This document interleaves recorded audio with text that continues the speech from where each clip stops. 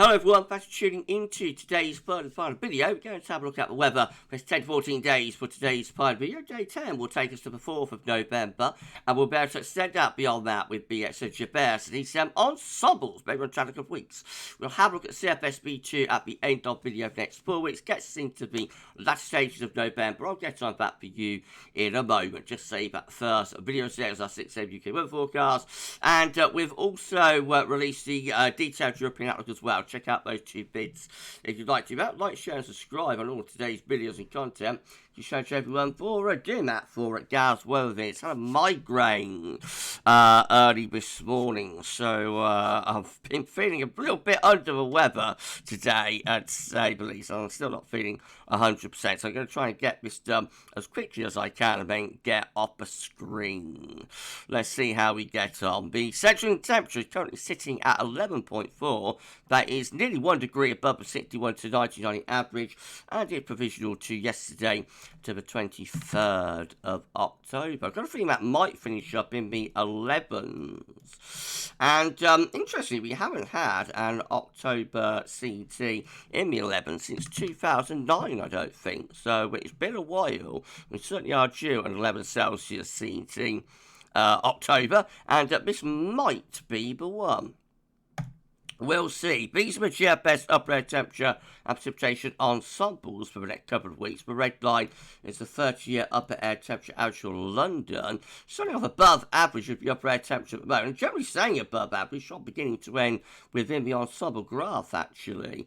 The prolonged mild spell has set up here. However, there is a bit of a cooling trend later on. That's, of course, in the unreliable time frame of the GFS and its ensemble.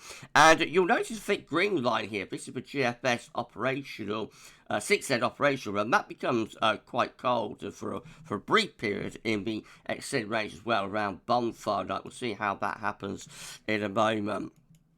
A few more of the lines of spaghetti are dipping downwards as well. So there's a chance we might get a bit of a cold snap here through the first week of November. However, most of the ensemble members, as we said, are keeping things reasonably mild.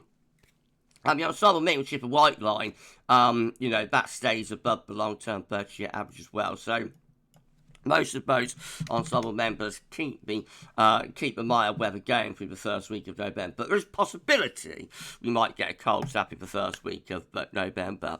Temperature anomalies from the 24th to the 24th of October, 1st of November are above average, a mild average week to come, quite significantly so actually. And precipitation anomalies from the 24th of October to 1st of November, they're coming out drier than normal, particularly down in the south and in the southeast. Latest weather out from earth.nullschool.net, showing an area of low pressure just to the west of the UK and Ireland. At the moment, high pressure is across Europe. This low pressure will be bringing some showery conditions into southern and western regions through tonight and into tomorrow.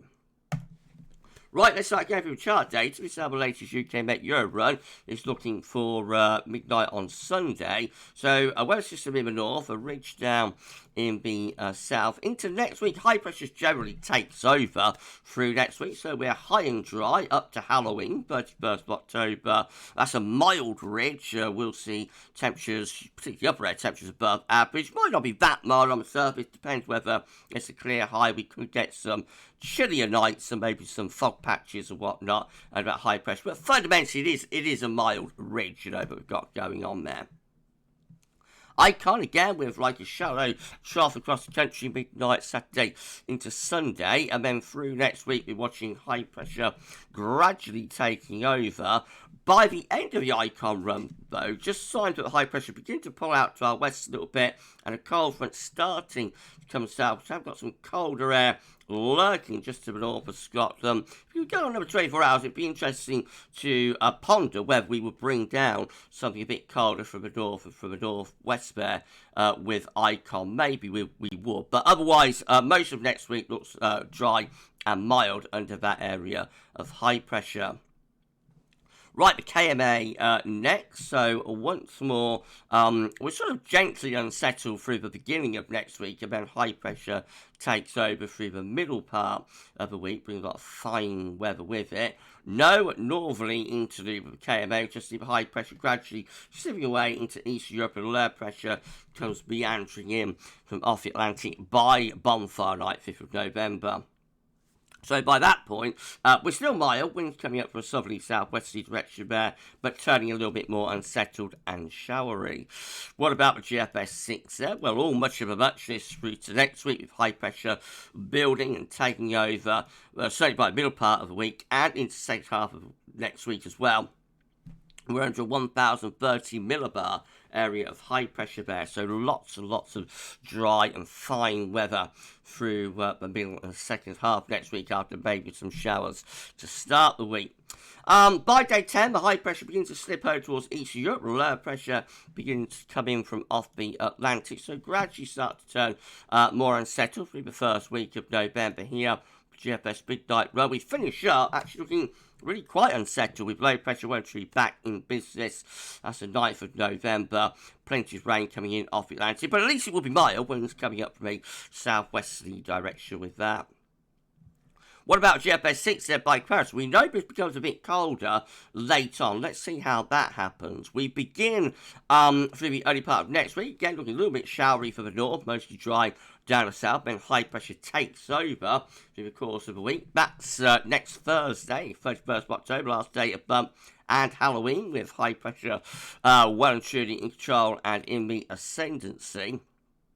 Now, heading up toward day 10, the high pressure begins to rebuild up towards the north. So, high pressure kind of weakens and then reestablishes this time between Scotland and Iceland. As that happens, we begin to pull some colder air southwards into that area of high pressure. Still stays mostly dry, it has to be said. And we're just on the periphery of most of the cold. So there is actually...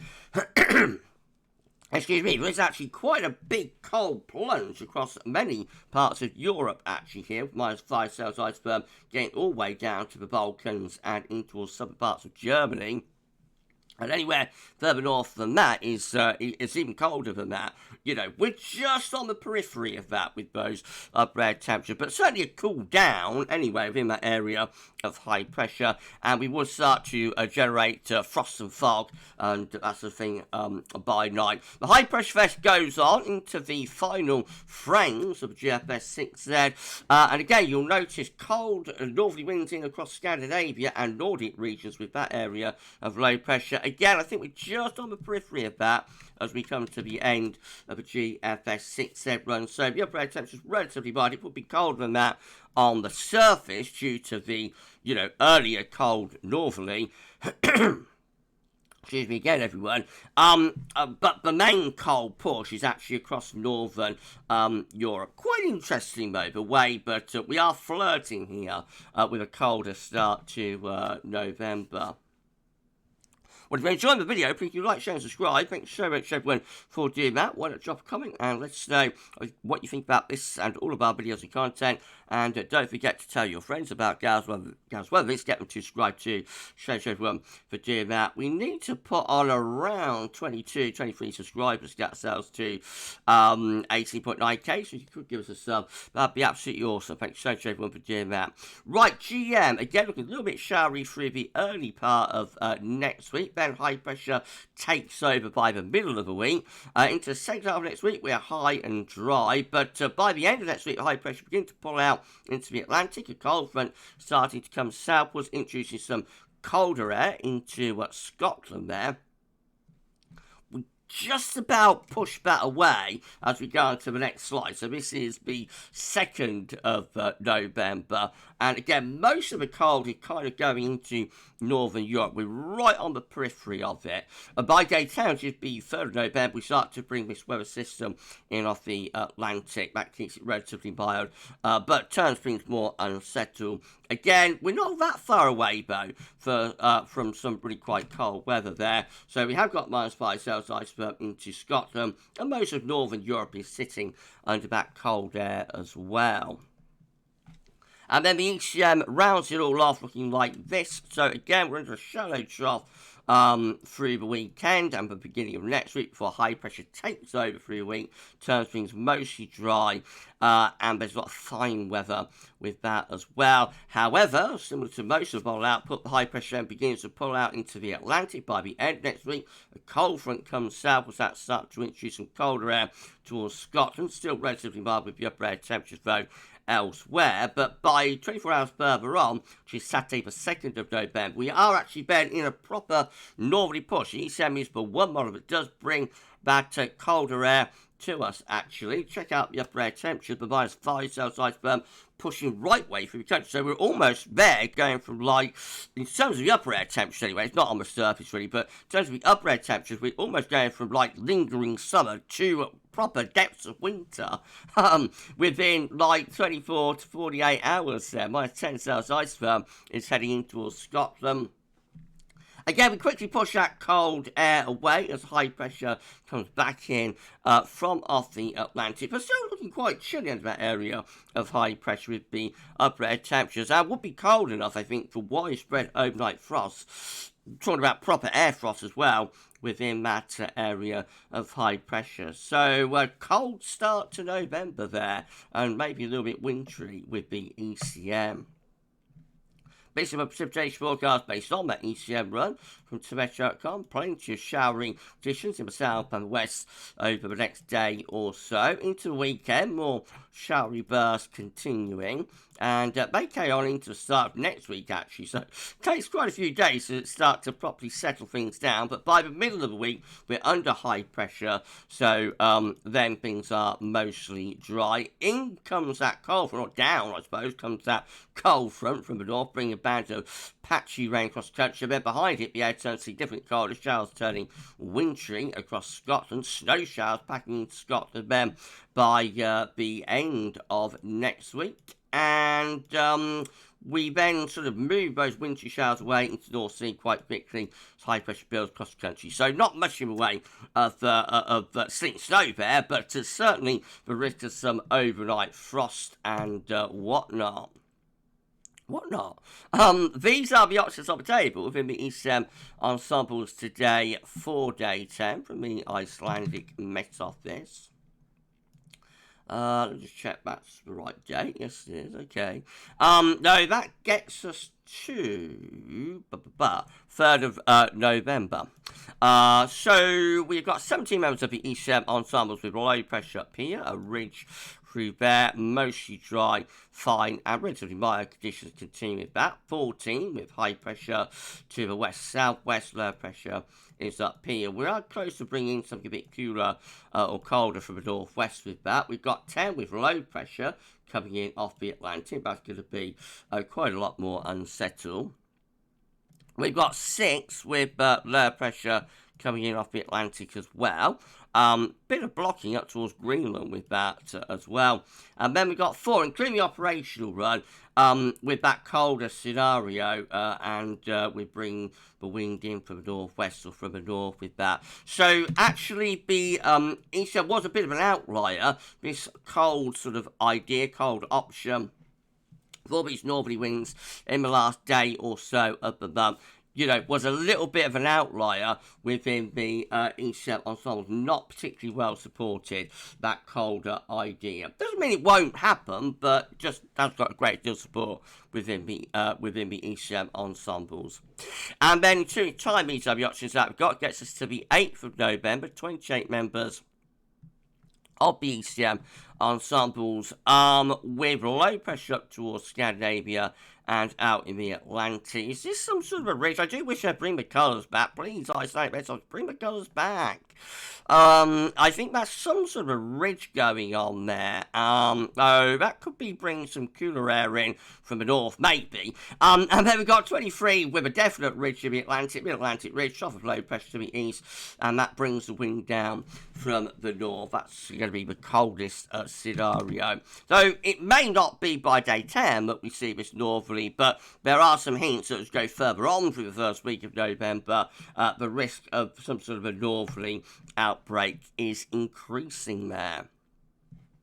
CFS features finally beats a 500 millibar high times, bringing down into a week period. The first week period takes from the 24th of October to the 30th of October. High pressure again is in control and in the ascendancy from the Atlantic into Northern Europe. Week 2 is the 31st of October to the 6th of November. High pressure then starts to pull out into the Atlantic, heads up towards Greenland, trough low pressure into Scandinavia, and that brings the wind in from more of a northwesterly direction, so mostly dry but starting to turn a little bit colder.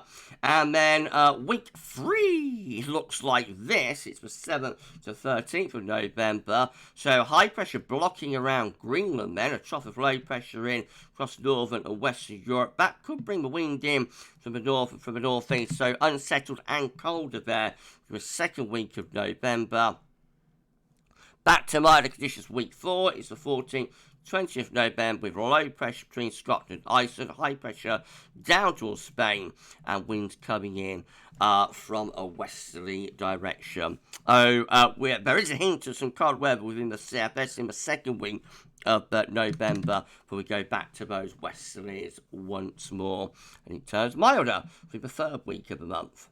All speculative, all food for thought, and we shall see. There is the possibility of a cold start to November, but we've got a lot of the water to get under the bridge before we have any confidence in that at the moment. But the possibility, anyway, is there. Right, so if you enjoyed the video, please like, share, and subscribe. Thanks so much everyone for doing that. Drop a comment, let us know what you think about this and all our videos and content. Don't forget to tell your friends about GavsWeatherVids, get them to subscribe too.